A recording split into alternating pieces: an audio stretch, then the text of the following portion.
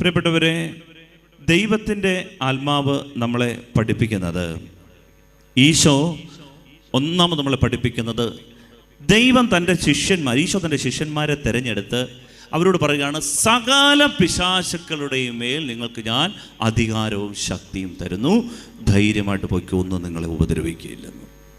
വാക്ക് ശ്രദ്ധിക്കണം, സകല പിശാചുക്കളുടെയും മേൽ എന്ന് പറഞ്ഞാൽ പിശാച് എന്ന് പറയുന്നത് ഒരു ടീമല്ല, ഇതൊരു ബഹുവചനമാണ്. സകല പിശാചുക്കളും എന്ന് പറഞ്ഞാൽ പല കാറ്റഗറിയിൽ, പല രൂപത്തിൽ, പല ചിന്തകളിൽ, പല സ്വഭാവത്തിൽ പൈശാചിക ശക്തികളുണ്ട്.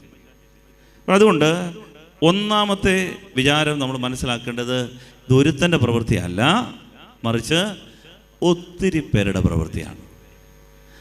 അതുകൊണ്ടാണ് ചില കേസുകൾ വന്നാൽ, എനിക്കറിയാം, ഇവിടെ തന്നെ വന്ന് പ്രാർത്ഥിച്ച ഒരു കേസ്, അതിനുശേഷം ഇവിടുത്തെ ഡെലിവറൻസ് കഴിഞ്ഞ് അണക്കരയിൽ പോയി, അണക്കരയിലെ ഡെലിവറൻസ് കഴിഞ്ഞു, അത് കഴിഞ്ഞിട്ട് തിരിച്ച് വന്നു, വീണ്ടും അതൊക്കെ തന്നെ ഇങ്ങനെയൊക്കെ തന്നെ നിന്ന് കുറേ കഴിഞ്ഞപ്പോൾ ആ ആള് ഒരു സുപ്രഭാതത്തിൽ ഈ പിശാചുപീഡയുള്ള ആളിൻ്റെ അടുത്ത് നിന്നിട്ട് പറഞ്ഞു, സഹികെട്ടു ഞാൻ എൻ്റെ ജീവിതത്തെ സഹത കണക്ക് ചോദിക്കുമെന്ന് പറഞ്ഞു. സഹത ഗീവറീസാതായി കണക്ക് ചോദിക്കുമെന്ന് പറഞ്ഞു. ഇത് കേട്ടപ്പോൾ ഈ ആൾ പറഞ്ഞു, അയ്യോ സഹതായെ, എന്നെ ഒന്നും ചെയ്യല്ലേ.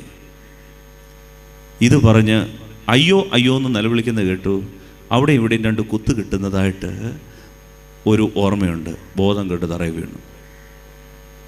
അവർ ആ വ്യക്തിയെയും കൊണ്ട് പുതുപ്പള്ളി പള്ളിയിൽ പോയി കുർബാന ചൊല്ലി ദൈവത്തിന് നന്ദി പറഞ്ഞു. ഹല്ലേലൂയ.